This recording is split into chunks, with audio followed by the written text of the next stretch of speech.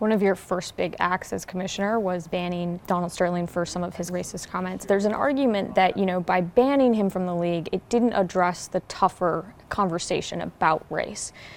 How do you respond to that? I heard JayZ say that on your network. He took his team from him. But another way would have been, let him have his team and then let's talk about it together. Because once you do that, all the other closet racists just run back in the hole. You haven't fixed anything. What you've done was spray perfume on a trash can. I think it's an interesting point. I don't think in any way we didn't make the right decision at the time. And I will say that by banning Mr.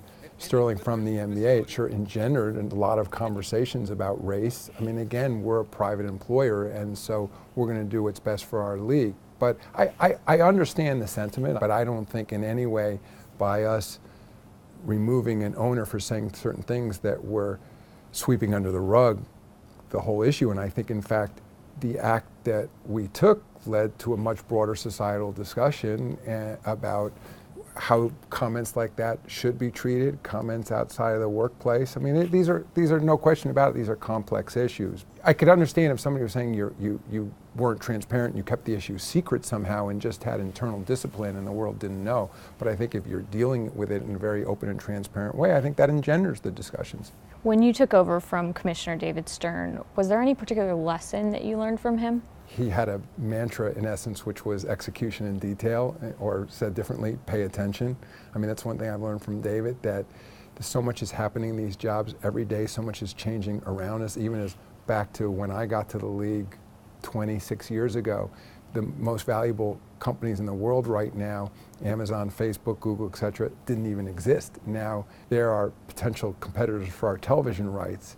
And I think what I've learned from him is that you really have to pay attention to everything that's broadly happening in society. You got to be a little bit of a jack of all trades in these commissioner jobs, and you need to have a certain level of understanding of lots of different industries and what's happening in your country and what's happening outside of it. And I tell young people, pay a lot of attention to what's happening around you and be incredibly flexible. You need to know what people did before you. There's no question about it. It may be relevant, but it shouldn't necessarily be binding on what you do going forward. Since you took over as commissioner in 2014, the valuation of the teams collectively has grown by about $30 billion. How do you grow value like that?